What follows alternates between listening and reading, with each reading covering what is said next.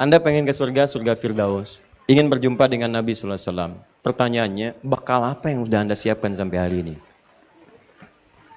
Sedangkan rumusnya nanti kan, pahala, itu dikurangi dosa. Nah sekarang jujur dah, untuk ke surga itu kan bekalnya pahala. Amal soleh. Buka Quran surah kedua ayat 25. Quran surah kedua ayat 25. Paling kanan sebelah atas di mushaf. وَبَشِّرِ الَّذِينَ آمَنُوا وَعَمِلُوا الصَّالِحَاتِ أَنَّ لَهُمْ جَنَّاتٍ تَجْرِي مِنْ تَحْتِهَا. Berikan kabar gembira pada orang-orang beriman dan beramal soleh. Kami telah siapkan surga untuk mereka. Jadi ke surga itu bekalnya pahala amal soleh. Sedangkan maaf sekali, dosa akan menjerumuskan seseorang kepada neraka. Neraka itu nggak ada bekal lain kecuali dosa. Sudah. Quran surah keempat ayat 56, paling kanan sebelah atas. Innal ladzina kafaru bi ayatina sawfa nuslihim nara. Orang-orang yang ngumpulin dosa saat di dunia, ingkar terhadap perintah kami, disuruh kerjakan nggak mau, disuruh ninggalkan malah dilakukan. Orang-orang yang begitu kasih kabar kepada mereka, kami akan celupkan mereka ke neraka. Jadi kalau orang banyak dosanya udah pasti neraka, orang banyak pahalanya pasti surga. Orang setengah-setengah, ini 50, ini 50, tempatnya A'raf, di tempat antara neraka dan surga. Al-A'raf namanya. Makanya turun surah ke-7 Al-A'raf, rahasianya di ayat ke-45 sampai 46. Dia nunggu di situ sampai selesai hisab. Baru setelah selesai hisab dimasukin ke surga. Hisab itu kalau berlangsung sehari saja, nunggunya sampai 1000 tahun. Itu tuh. Sedangkan Anda nggak ada yang nggak ngacung tadi, semuanya pengen ke surga, bekalnya Firdaus. Kita sepakat ke surga itu bekalnya pahala. Awas, dosanya tipis, kalau bisa nggak ada. Sekarang saya tanya pada Anda, siapa yang dosanya tipis? Angkat tangan. Ayo, ayo saya pulang. Siapa yang nggak punya dosa? Angkat tangan. Ayo, ayo. Siapa yang sedikit?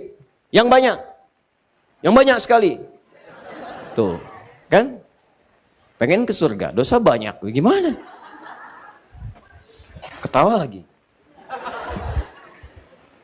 Enggak, saya pengen merenung, coba renungkan. Karena kita memilih atau tidak, pasti wafat. Pasti wafat. Dan itu pasti niscaya. Ada beberapa kejadian yang sangat luar biasa beberapa hari ini. Saya dapat telepon dari ibu, kita ngobrol. Kasih tahu, nak kemarin ibu fulana yang punya majlis ta'lim itu, Masya Allah katanya. Beliau punya anak kan, jadi begitu kemudian sedang mengaji, beliau di sampingnya sambil istirahat dengar anaknya ngaji. Ya, kemudian ketika mengaji itu kata beliau nggak dibaca panjang, nah bacanya pendek biasa aja. Begitu dibaca pendek, ngaji lagi, suara ibunya sudah nggak ada. Tiba-tiba dilihat sudah meninggal, senyum begini. Demi Allah tidak ada suara nafas tersendat, tidak ada apapun, nggak ada sesak, nggak ada apa-apa. Tiba-tiba senyum meninggal. Dalam keadaan masih bisa membetulkan anaknya dalam keadaan mengaji itu. Luar biasa. Dan banyak orang yang wafatnya mulia gitu. Pertanyaannya kan kita tidak tahu kapan kita pulang. Suatu saat kita pasti akan pulang. Pertanyaan saya, duhai teman-teman yang pengen ke surga, ketika pulang nanti bekalnya siap belum? Nah kan rumusnya begini tadi sudah paham. Kalau banyak pahala pasti ke surga. Banyak dosa ini terancam neraka. Sedangkan Anda sendiri tidak sanggup mengatakan dosanya sedikit. Anda tidak mampu mengangkat tangan Anda bahwa dosa Anda tipis. Itu kan bahasa hati sebetulnya.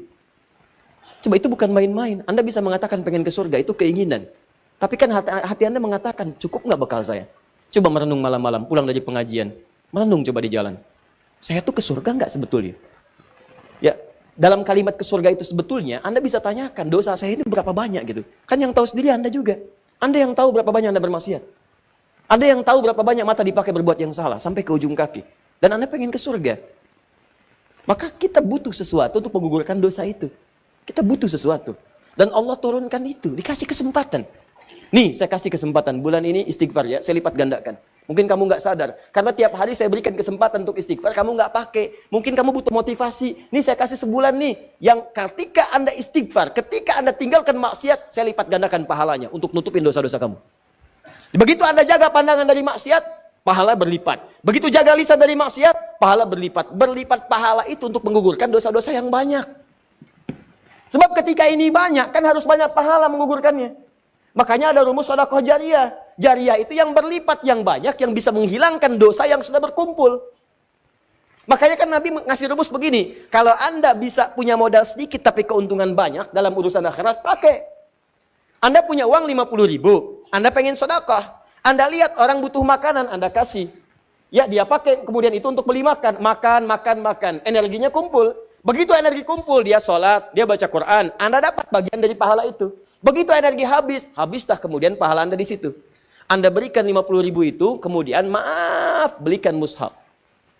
Hadiahkan kepada penghafal Quran. Dia baca itu dari mushaf yang telah Anda berikan. Maka semua pahala setiap huruf yang mengalir bagi Anda. Dia jadi penghafal Quran, mushafnya masih ada. Dipakai yang lain, pahala lagi buat Anda. Yang tadi telah hafal Quran, dia mengajar lagi. Punya 10 murid, pahala dari 10 murid itu untuk Anda. Mushafnya sudah usang misalnya, dibakar sudah kemudian, habis seluruhnya. Tapi muridnya masih ada, pahala untuk Anda. Modalnya 50.000 nggak berhenti. Tapi berapa dosa yang sudah dikumpulkan? Nah itu pahala tadi, nutupin dosa-dosa tadi. Tutup. Allah kasih waktu khusus. Kata Allah, nih saya hidupkan, kamu belum sampai ajalnya, saya kasih waktunya nih, untuk kamu tutupi semua maksiat itu, supaya pahalanya berlipat. Begitu pahala berlipat, dosa dihapuskan. Nah biasanya, begini, biasanya, Allah kan ciptakan segala sesuatu berlawanan. Quran surah 51, ayat ke-49, paling kiri sebelah bawah. Wa min kulli syai'in khalaqna zawjaini la'allakum tadhakkarun. Segala hal saya ciptakan berlawanan, berpasangan, supaya kalian itu tahu cuman saya yang tidak punya pasangan. Laki-laki pasangan perempuan, jantan pasangan betina, putik pasangan benang sari. Sama, maksiat itu punya lawan, namanya taat. Ada lawannya. Ada pasangan yang bisa kemudian bersatu, ada pasangan dalam bentuk lawan, lawannya hitam, lawannya putih, ya kan? Nah, ini nggak bisa bersatu dua-duanya. Awas, hati-hati. Taat lawannya maksiat. Pasangan yang dimaksudkan lawan, tadad dalam bahasa Arab. Nggak bisa menyatu. Maka biasanya ini akan saling mengalahkan. Kalau yang satu unggul, yang lainnya turun. Yang satu turun, yang lain naik. Demikian kalau orang sudah terbiasa menjauhi maksiat, maksiatnya ditekan, maka taatnya akan naik. Kalau nggak percaya silahkan. Kalau orang sudah terbiasa menghindari kosakata yang kotor, maka di lisannya akan keluar yang baik-baik saja.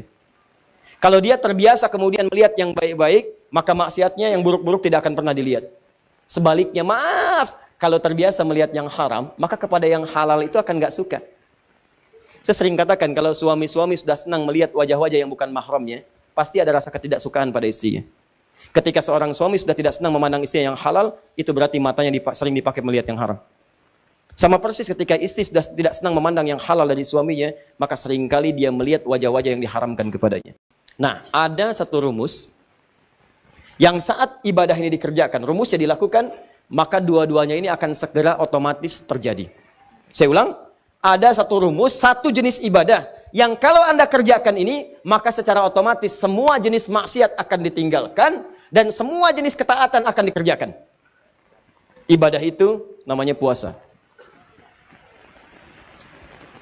Cuma puasa. Yang saat dikerjakan pada saat yang bersamaan, maaf, orang yang puasa, saat mengerjakan puasa itu pada saat yang bersamaan, sudah pasti akan meningkat nilai ketaatan dan amal ibadahnya. Silahkan kalau tidak percaya. Anda tidak puasa, belum tentu bisa memberi. Silahkan cek. Ada yang di depan mata minta pak, belum tentu diberi. Tapi saat puasa, jangankan yang kelihatan mata, yang tak nampak di data. Berapa yatimnya, berapa du'afanya. Silahkan cek saat Ramadan. Bukankah Anda mendata berapa yatim, berapa fakir, berapa miskin? Anda kalau tidak sedang puasa, belum tentu baca Al-Quran. Tapi saat puasa, itu bisa buka dalam setiap kesempatan. Buka Al-Quran, baca. Anda kalau tidak sedang puasa, jangankan sholat sunnah, sholat fardu terlambat biasa. Tapi kalau sedang puasa, jangankan yang fardu, yang sunnah Anda kerjakan. Di puasa itu, pada saat yang bersamaan ketika dikerjakan, pasti bisa meningkatkan amal soleh. Saat bersamaan, orang puasa pasti meninggalkan maksiat. Nggak ada orang puasa sengaja mengerjakan maksiat, nggak ada. Dan dia akan jaga. Silahkan cek. Lisan mau berdusta, dipancing-pancing, nggak mau. Ya, lihat. Mau marah, ditahan. Kenapa? Takut batal puasanya. Itu latihannya. Maghrib jam 18.18. Ada orang mencela Anda habis-habisan jam 18:15. Tinggal 3 menit lagi maghrib. Wah, Anda diprovokasi. Dasar begini, dihina habis-habisan Anda. Dihina habis-habisan. Tapi Anda nggak membalas. Padahal biasanya temperamen. Ditanya, kenapa nggak balas? Nanti habis buka. Habis buka. Takut batal puasa. Itu makanya cara terbaik berevaluasi diri itu saat puasa. Puasa, tahan maksiat, kerjakan semua nilai ketaatan-ketaatan.